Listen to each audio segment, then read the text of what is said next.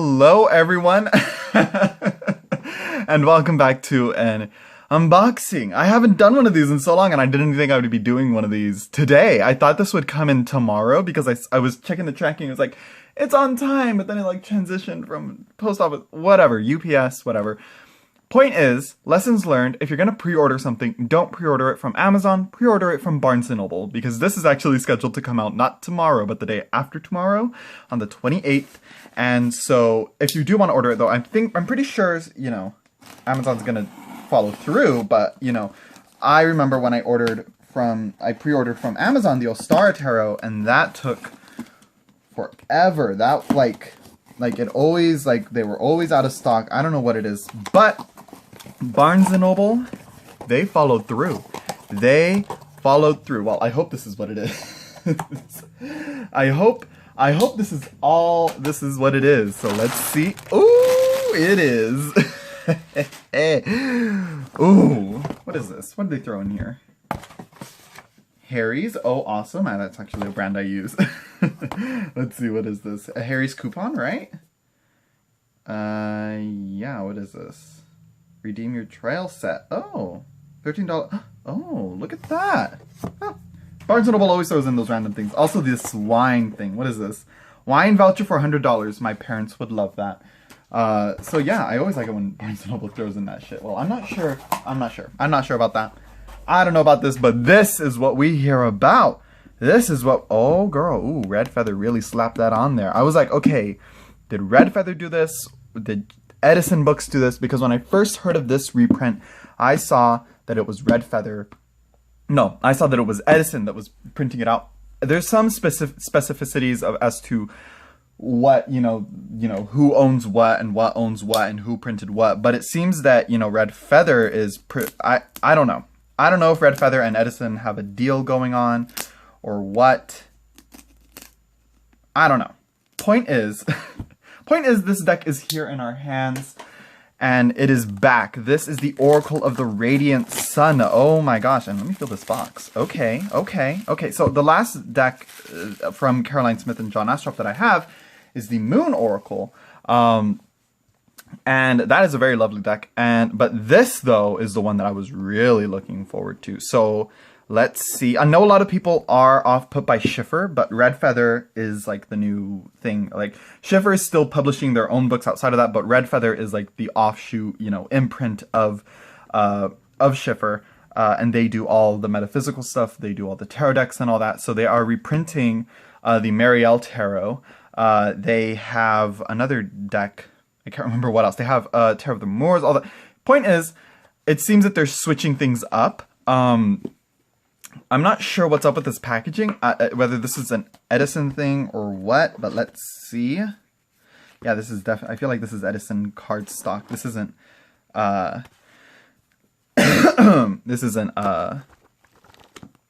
oh my gosh, I can't even talk right now. I'm so excited.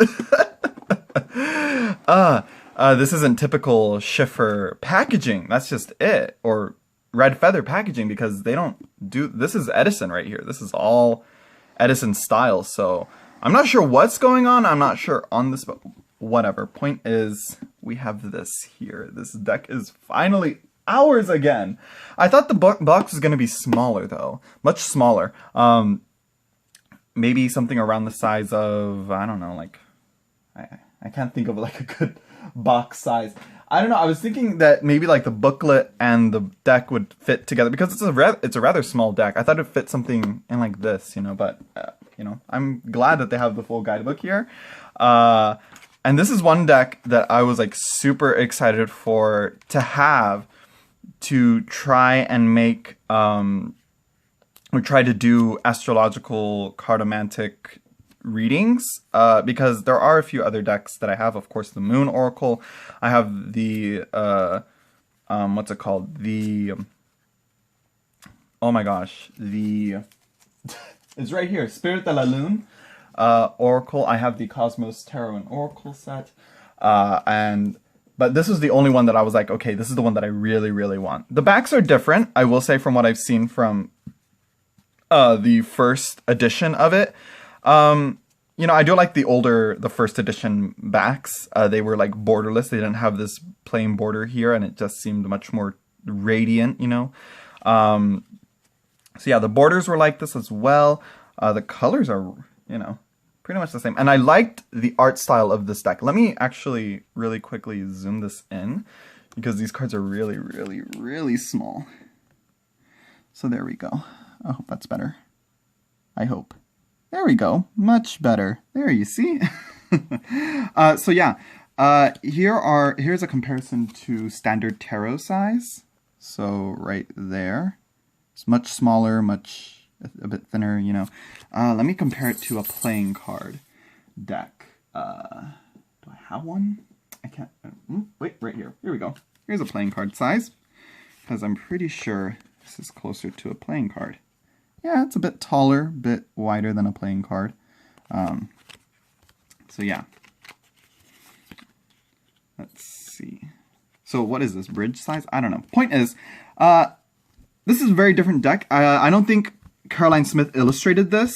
I don't think. I think she may have illustrated some cards, but a lot of the other cards you can see are not her art style, or maybe she did these little motifs up here. But this is definitely much more like Tarot of the Holy Light, or something from like, please don't fall over, books. Please don't fall over. Okay, thank God. Okay. Whew. From this book here, Alchemy and Mysticism. This takes images from alchemical and hermetic texts, whatever, you know. So like things like this, you see. Sort of like that. Sort of. You know, it has the same art style to me. And so what, you know, Tarot of the Holy Light did is she compiled a bunch of, oh my gosh, a bunch of images. Oh, I have Tarot of the Holy Light right here. I'm like, wait, where is Tarot of the Holy Light? So yeah, this is going to be a very all over the place type of video. But, you know, I'm sure if you've seen... if you've been around in the tarot community, that Tarot of the Holy Light is quite a popular deck nowadays. But you know, sorry, boobage. But but you can there is a lot of nudity. But I'm pretty sure there are some in this deck too. So yeah. But anyways, let us continue, shall we? Let me move this out of the way so we have more light coming through. There we go. There we go. I have all these decks around here. I'm just like so excited. I don't even like care that there are other decks in the way. So yeah. Let me feel the cardstock real quick. Yeah, very flimsy cardstock. I may get a second copy because this is very thin cardstock. I don't like how thin this is. This is Llewellyn thinness. But the lamination's nice. It's not glossy. Pretty much like Llewellyn cardstock. But I think they did it this thin because it is 84 cards. Right? 84? Right? 7 planets, 12 signs. Yeah, 84. So yeah, here we have the sun. So the first suit, so it's like each suit is like a planet, and then each card in the suit is a sign in that planet. So, or the planet in that sign, actually. So actually, wouldn't the sign be the suit? Because I feel like the planets move around in the signs. Anyways, so this is the sun in Aries, assertion. Sun in Taurus, acquisition. Sun in Gemini, versatility. The colors are very nice in this deck. I'm not sure the camera's doing them justice. Oh my gosh, sorry for the coughing. I'm still coughing. Let's see. The Sun in Cancer, resourcefulness. Let me read this card because it seems to have a lot of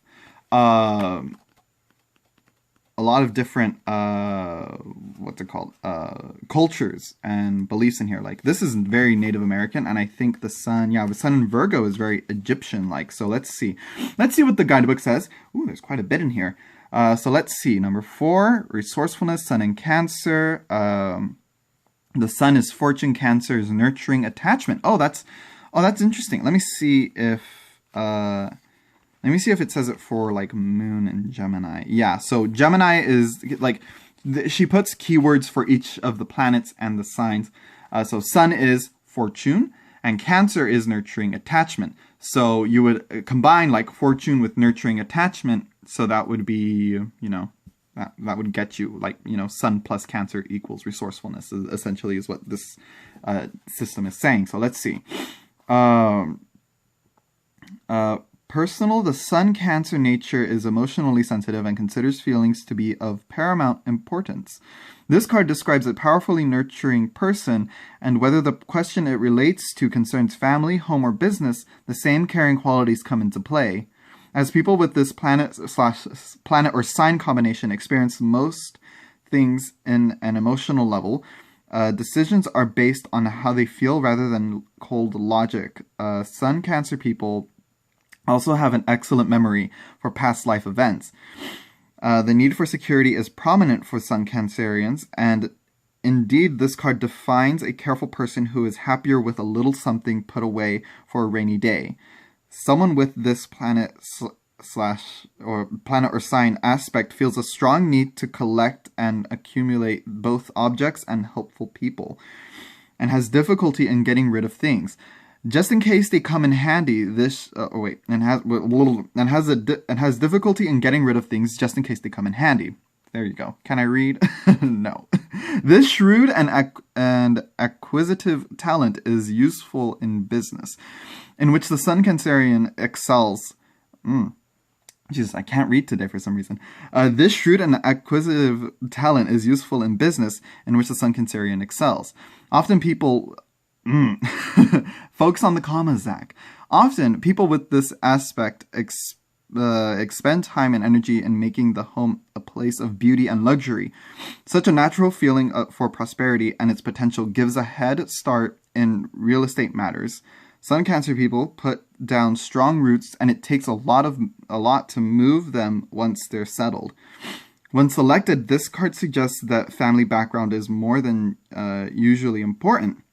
Inherited family traditions contribute much to the ways in which the questioner lives. Events, those requiring sympathy, suspicion based on previous experience, big family occasions, reunions, inheritance, paternal contact.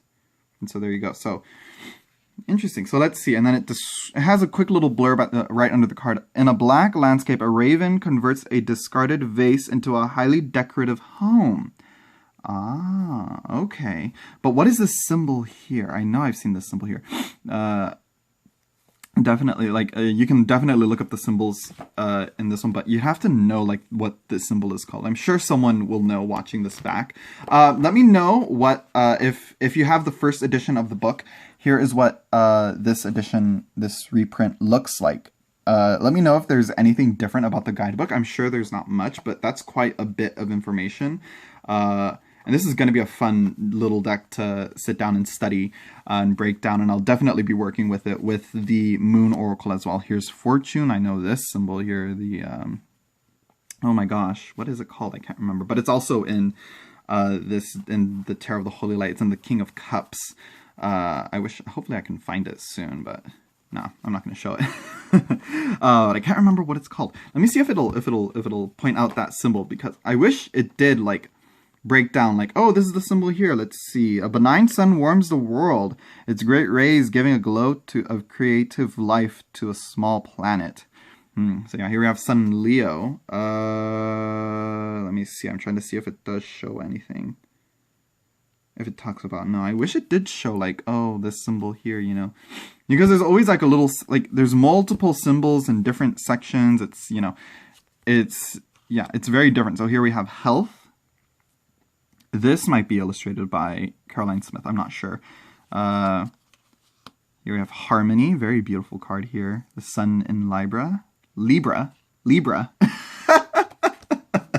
If you're new to my channel, that's how I habitually pronounce Libra. Don't ask me why. It's just how I got into it, but I'm trying to break the habit. But I tease everybody that gets annoyed by it by purposefully pronouncing it Libra. Or is it Libra? I don't even know anymore. Here we have the Sun in Scorpio, Endurance. So yeah, you would think, you know, like, this would be much more of a Leonic Leo type sign because of the lion, but it's not necessarily what's being it's not necessarily the actual symbols, it's what the symbols and the depiction actually means is what you should be focusing on. Because it's not just, that, it's much more. So here we have the sun in Sagittarius, enthusiasm. Here we have sun in Capricorn, achievement. Very interesting chimera here of, the sun god Ammon, I believe, which is the ram, or the sheep-headed sun god, I believe. But the sun here, this is actually very Aztec in design, or Mayan, Central American. But then you have this European-looking building here. So Egyptian, Central American, and then European. You have like a mix of all these different cultures. So yeah, this one though is much more. This seems Greek to me. Is that supposed to be like Bacchus, I believe, or or Dionysus? So yeah. So here we have the sun in Pisces, vision. Let me just, I'm getting notifications. Sorry if you heard that. So yeah, here we have vision. The eyes of that fox are very like prominent,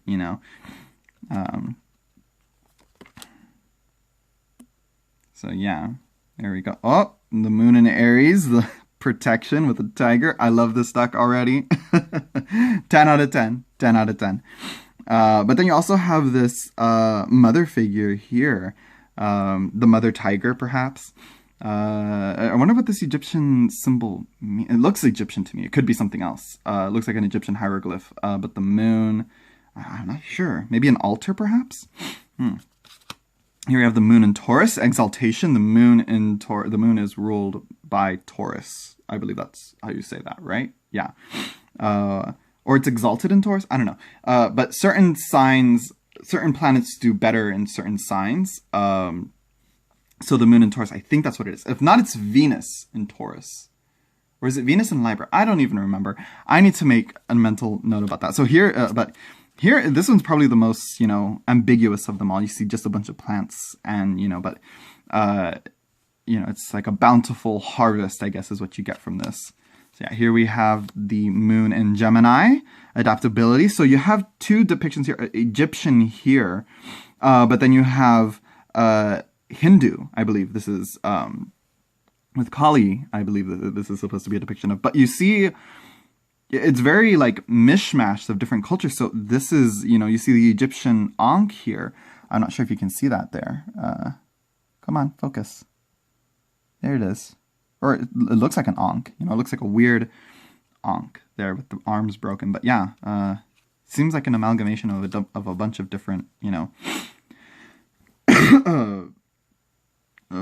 cultures and mythologies here. Here we have the moon. Here we have moon in Cancer. Friendship. We have some alchemical symbols here. This one's the most familiar. I can't remember what this one is. I can't remember what they mean, but they do mean something. Here we have appreciation. Again, the cornucopia with moon in Leo. So yeah. Very interesting. Order. The moon in Virgo. Kind of makes sense for Virgo to have that. With the fields and the flowers, the fields and the harvest and the agriculture, the order of each one, kind of like, is it like you have to like clear out the field and put in a new crop to grow there so it doesn't ruin the earth. That's one thing that came to mind there. Companionship. Okay, with the hand, very, okay. Power. So you really don't even have to, on some of them, you really don't have to be familiar with the astrological correspondences here. You can just read the keyword and what's going on in the depiction here. Like in a reading, perhaps you can look at cards under this one to see what she is laying down upon. You can see what's above this card to see what's beyond the archway, perhaps, or beyond the mountains here. It depends on, if you read, positions as to what each card is in relation to another. I want to say this is actually voodoo. I want to say that's what it is.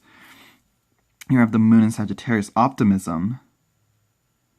Yeah, is that supposed to be Poseidon's wife? I can't remember what her name is, but because these are like hippocampus, I believe is what they're called, right? Yeah. Anyways, anyways, again, but you do see like a celebration, very positive card here. Here we have practicality. This is very wood block, as you can see in its depiction here, in its art style. This is here the plowing of the fields, but you see the queen here is looking over things, you know. See how the moon in Capricorn very matches up with the earth aspect of it. Here we have independence. Oh, what a beautiful card with this statue here. Who is she supposed to be?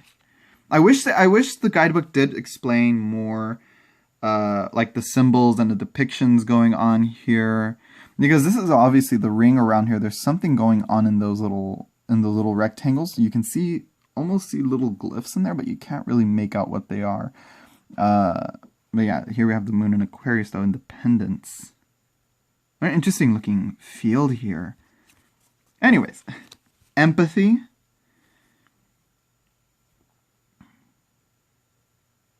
Curious card here. Here we have Mercury now, the swiftest planet. Mercury in Aries. Restlessness. Okay. To go, go, go. Go and do. Resistance. Mercury in Taurus. My Mercury is in Taurus. So yeah, resistance. Resist.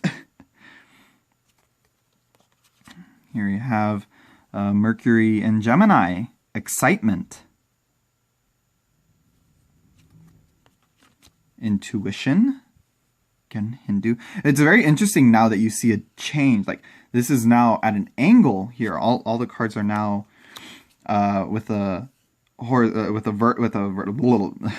vertical, horizontal, diagonal line dividing the cards here now. So yeah, here we have caution. Mercury in Virgo. Influence. Mercury in Libra. Interesting, the serpent's tongue being the glyph of Mercury. Then you have, you know, Adam and Eve, but with the rose here is very prominent there.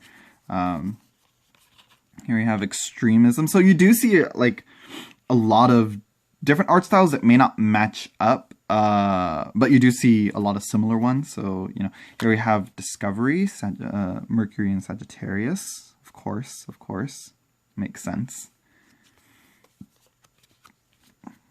Organization, Mercury in Capricorn. So Mercury is all about like communication, thought, intellect, maybe mathematics, divination even. So yeah, let's see. Originality. You have the inventor here. You have here Mercury in Pisces, inspiration. Okay. Now we go on to Venus, lust. Okay, so here you don't see quite a solid. Yeah, here there are no divisions here within the Venus cards so far from what I see. Yeah, romance, Venus in Taurus, Venus in Gemini, flattery. My Venus is in Gemini. Let's see, here we have birth. Venus in Cancer. Yeah, there's no set division. This is an angel name right here. I don't know what this is though. Probably something related to this angel name. I can't remember what this is though. I'll look it up though. I'm sure I can figure it out what it is. Let's see, here we have affair. Venus in Leo.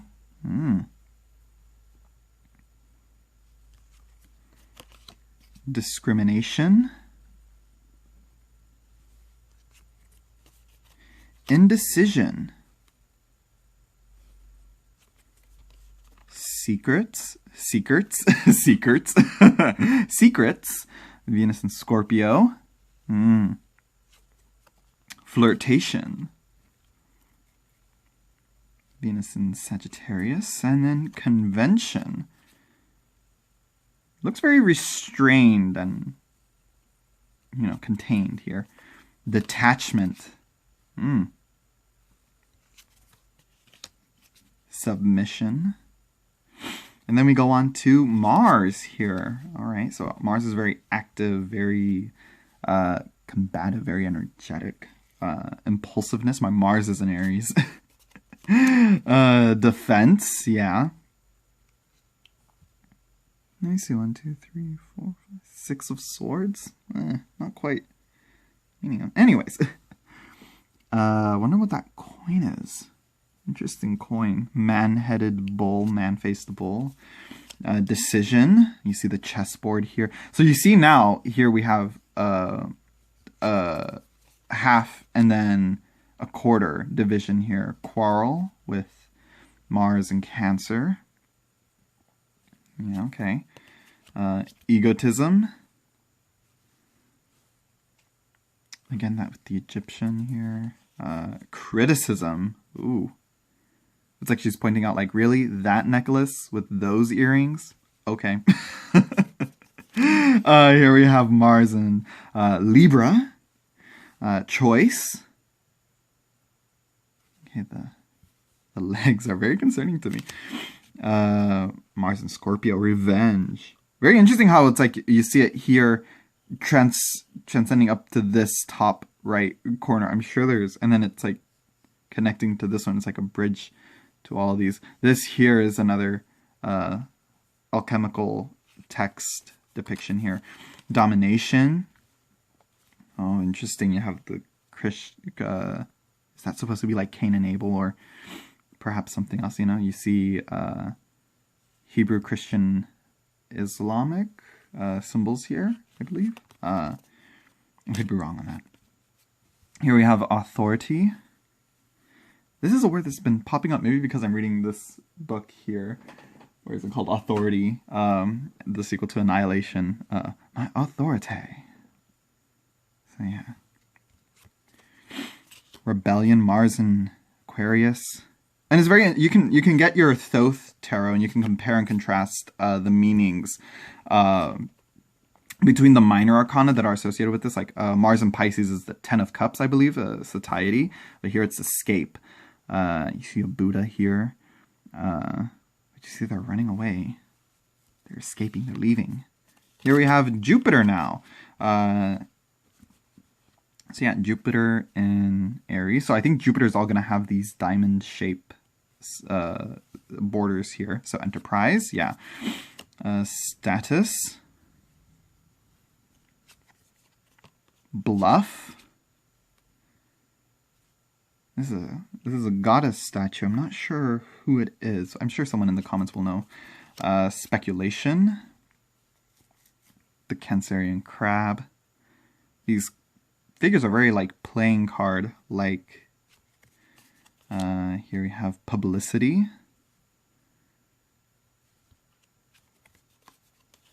Patience. Negotiation.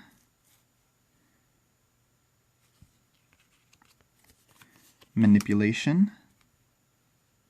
His eyes are it's a very creepy looking head. Principle. You always see the sun and moon here. So yeah, here we have control.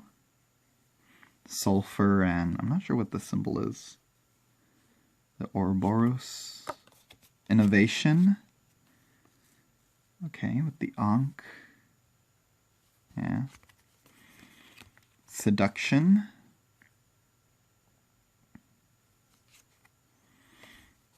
And then here we are with Saturn, the last of them, the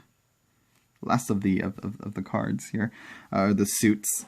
So here we have Saturn in Aries, risk. Interesting with the key. The key is another symbol that's been popping up a lot for me. Let's see, ostentation.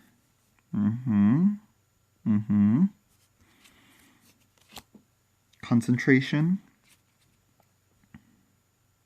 The little demon riding the lips. Very interesting. But I want to say this is another voodoo symbol here too. The star in the spider's web. Charity. Generosity.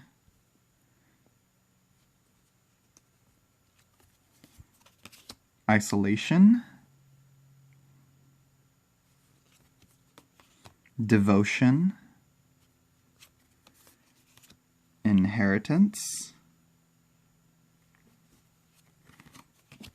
fulfillment, riches, eccentricity, loss. I see that raven here with the bull. Is it a bull head? I don't know. It's a skull picking out the last bit of flesh. Ugh, creepy. Yeah. Anyways, so yeah, there we go. That is the Oracle of the Radiant Sun. Let's see how this shuffles. Let's see, very thin cards, I will say. It could do with a thicker card stock, I will say. Just a little bit thicker. I mean, why be afraid? Why be afraid? You know, because this feels very, like, I'm not afraid of shuffling it, but it does seem like, okay, like, it feels weak. This is a weak shuffle. Okay, like, here, I know it's different because size does affect how thick a card gets, but this is just too thin. What's another deck that has like around 80 cards? I don't know. I can't think of one. Oh, I know. Is it? No, it's not here. It's in a drawer. Oh, I can't get it right now. But, I do, that's one criticism I will say. This deck needs to have a thicker card stock. This is very, very flimsy. And I plan on using this deck, and it is like one that I think a lot of people will want to use a lot.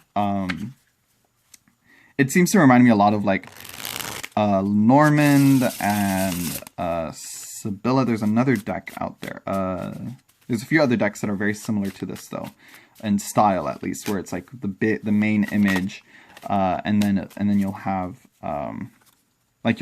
you know, the main image here, and then a division at the half. You know, it'll be parted, and you'll see another set of like symbols here. So yeah, I do like how you can see, like, you know, off of the design, it's like, oh, it's a diamond shape. That's definitely to Jupiter.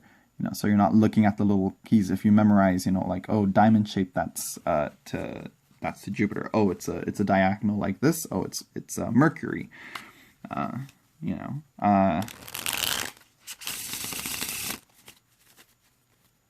So let's see how this looks in a spread. So these cards are very small compared to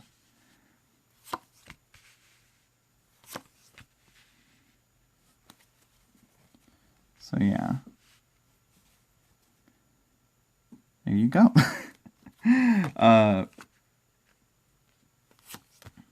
Then. So yeah, there you go. This has been the Oracle of the Radiant Sun. I wish the cardstock was a bit thicker, and that's the only criticism I have. Other than that, the guidebook looks really good. Let me take another look at this guidebook. It has an introduction, understanding the symbols. It has nice little charts here. Oh, it talks about the houses, which is good. In case you want to, like, you know, because I guess one of the basic spreads you could do with this is, what the hell is on my nail? Jesus. Is a 12-card spread, and each card being one of the 12 houses, and then you'd be like, oh, you know, you have your Jupiter in Sagittarius in the 3rd house or whatever, you know. And you look at it like that, you know. Oh yeah, so look at that sample chart. Sun, drive to succeed, plus Scorpio, passion, self-mastery. In the 3rd house, mental ability, communication. So I think that's one of the best things. She goes into the 7 planets, and then she goes like, oh, if you want to see more about the Mercury interpretations, you can go to this page here. Astrological houses. So yeah, it does go into that. Just brief little blurbs about them. So yeah, here we go. I do like this here. So so here it shows the 12 signs, and it goes here the dates they go through, the element associated with it, the planetary ruler, which is Mars. Ah, planetary ruler is Venus for Taurus. I knew it. I knew it. I was right. I'm just kidding. No, I was saying it was Moon, but I think it's exalted, I believe. Because there's like different levels. It's like, you know, It doesn't say negatively Taurus can be, no, it can't. Yeah, it doesn't say. Yeah. Wish it did, unless it does mention it somewhere else. But anyways, oh yeah, look at that. The card shapes, it does talk about that. So yeah, Sun, Moon, Cancer, Venus. Very interesting. So let's see.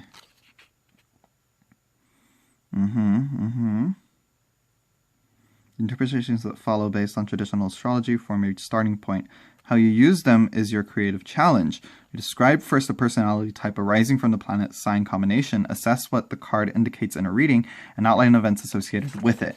Oh, that's perfect. Okay. Let's see. To make recognition of the 7 planet suits in the deck of 84 cards immediate, the artist Caroline Smith has given each suit a different representation. See the outline below.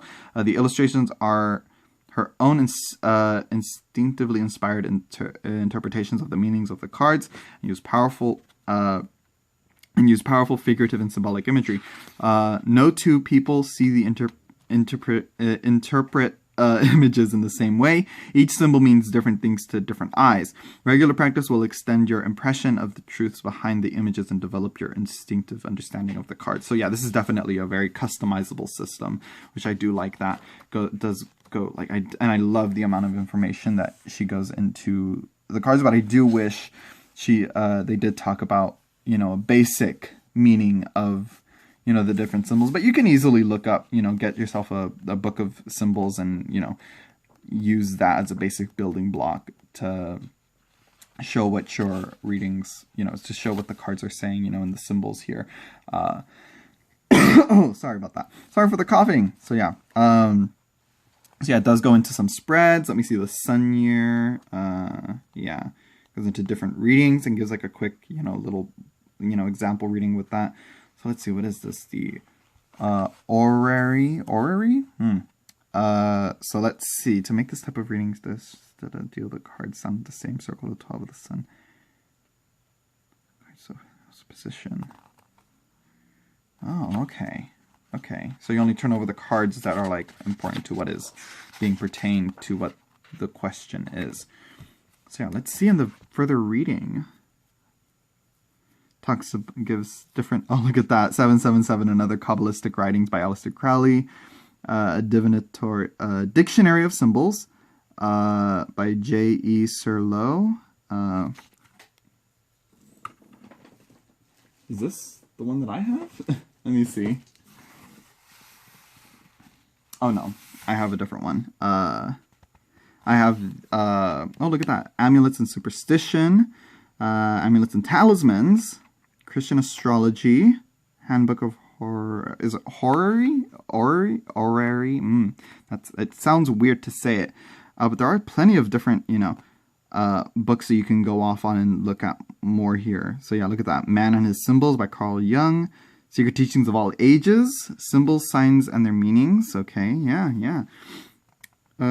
So yeah, there we go. This again, kind of went off on it, but this is the book that I have for symbols. This is Dictionary of Symbols by Penguin Reference. This is by, who was it? Yeah, Jean Chevalier. I don't know if that's how you pronounce that. Translated by John Buchanan Brown. So far from what I've gathered, it's a pretty in-depth reading. Oh, look at that. There is even a part on the fox and anyways, I'm pretty sure you can look up the basic imagery here, but you would have to look. I think the tricky part would be looking up the different symbols that you have no idea what they're called. Like let me find one. I know there's a few on here. Like let me see. Like let's say this one. You don't know what that symbol. Like I have no idea what that symbol's called. I do know this one because I'm very familiar. Like, it always pops up here. It's the symbol, in tarot, it pops up as the symbol for alchemical sulfur. But here, no idea, then you have these, which I believe are Native American. To me, they look that way. I could be wrong, though. So yeah, there you go. I hope you all enjoyed, and if you have it, on pre-order, I hope you all get your copy soon. I just wanted to let you guys know what this was, because I do remember when this was first announced, or a while back, people got a little nervous and a little panicky when this deck was first, you know, when people saw it, that it was now being published by Schiffer. They were afraid of the nightmarish glossy lamination like this. This obviously does not have that. Well, it looks glossy here now that I see it in the camera, but it definitely does not feel glossy. It's that smooth. It's Llewellyn cardstock. It's Llewellyn cardstock. You'll if you know Llewellyn, this is the cardstock that's similar to that. Not the thick one, the thin one. But people also, Schiffer, I don't know why they did this. Red Feather showed screenshots of the cards in the sepia from the guidebook, and I was like, okay, they probably took, you know, images, clips from the guidebook, but really the cards are in color. And what was on the what's it called? Oh my gosh, I can't even think right now. The catalog. So you can see like, oh, what deck is coming soon, you know, and it would show example cards, and on the example cards were these sepia black and white tones, which, you know, they looked fine, but, you know, the colors make the deck, you know, the color, the full color, you know, just, it would be a waste to make it, you know, in black and white like that. It just looks wonderful with all the colors there. So, you know, it's, you know, so people panicked and they thought, oh, it's going to be this. It's going to be Schiffer putting ginormous borders and thick glossy cardstock. And people were like throwing a fit, I guess, in some Facebook groups, you know, that I've seen. But I'm like, don't worry, I highly doubt that. But I am, again, a little disappointed about the backs. You know, I do wish the original backs were kept. And I do, you know, and I do wish the cardstock was a little bit thicker. I mean, yeah, there's a lot of cards, but I mean, a little bit of a thicker cardstock wouldn't kill anyone. But it is a nice handheld size. It's, you know, definitely a really nice deck, and I'm very happy that this deck is now available again, because this was a deck that was like at the top of my wish list, and I was like, oh my god, like I would look for it and it would be like hundreds of dollars. Like I think the cheapest I saw it for was like $200, and I'm like, I'm not paying that much for that. And then I saw that it was being reprinted, and I'm like, oh, thank God. And next year, the Elemental Tarot by Caroline Smith and John Astrop is also being reprinted, and if I am, and you know, I think it'd be safe to assume that the Runic Tarot will be released maybe possibly, if not next year, the year after, perhaps. You know, just me guesstimating there. And apparently, Caroline Smith and John Astrop have quite a few different decks. Which, you know, there are some that I know for sure, but then there are like some that I'm like, what is that? Where is this? Like, where can I find this? And it seems to be like the Elemental Tarot, and then there's a different tarot deck that looks like the Elemental Tarot, but is it the Elemental Tarot? I don't know. Point is, they make these decks, and I do love all, like, the decks that they put out, and it's a shame that all their decks are out of print, but now they're coming back, and I'm happy that they're coming back, and I am rambling way too long about this. I hope you all enjoyed.